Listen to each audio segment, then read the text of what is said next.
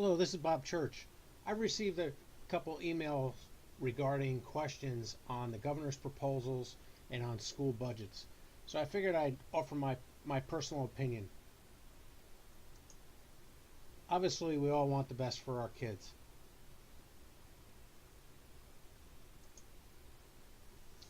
As described in one of our legislative events, um, James Heckman put out a great graph on the returns of dollars invested. The question posed is critical, though. How are we utilizing these funds? During the negotiation process, we utilized statistical data from AOE. The problem with this data is it lags behind. It's at least 2 years behind. So in real time, it's hard for policy folks to analyze what's occurring. Obviously, voters have been very generous with their support of our schools.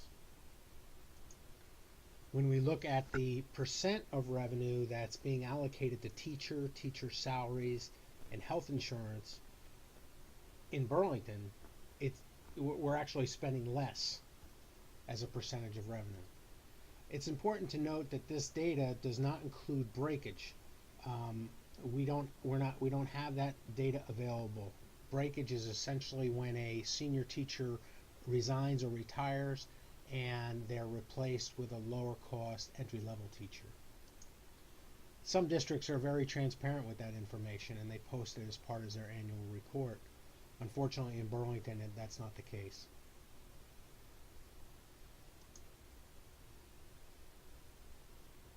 Again, this data does not include any breakage data. So as you can see, revenues grow, but yet the percentage allocated to teachers, teacher salaries, and health insurance as a percent of revenue continues to go down.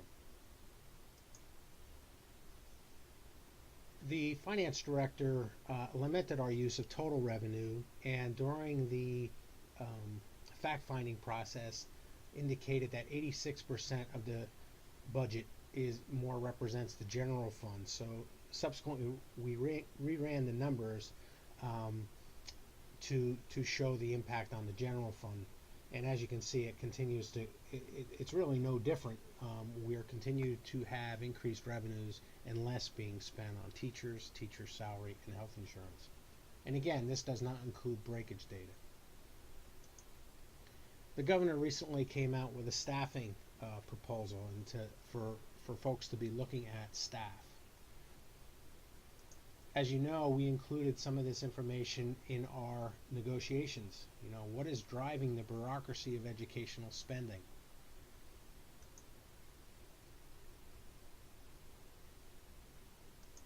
In Burlington, for example, we cited the city report, which indicated 1,229 individuals received a paycheck. The district provided a presentation which indicated at that same time there was 418 teachers. What I would suggest is more live, real-time data. So I'm not sure where the governor is getting his FTE total staff, but to be able to chart that by district, so this would be Chittenden County. Obviously, I just carried this over from the statistical reports, but to create this information live. Also trying to come to grips, maybe an interview with regional finance directors to come up with a static number here that would be a fair representation of revenues that are available. And then by district, how many teacher FTE, teacher salary, teacher health benefits, and teacher compensation as a percent of revenue. I'd also suggest doing that for para educators, para salary, para health benefits, and the para compensation as a percent of revenue. Administratively might be another example. How many administrators? What is the administrator's salary, administrator health benefits, administrator compensation as a percent of revenues? And I would also add physical plant. We obviously each district has different buildings. The buildings' ages are different, but it would be interesting to know how the cost of operating these buildings compares throughout the region, maybe compares to the hospital or the university or even the state buildings and grounds data. Again, something live and on real time. Obviously, the definitions used. So, what exactly is a teacher? What are we including as a teacher? It probably be easiest to use bargaining unit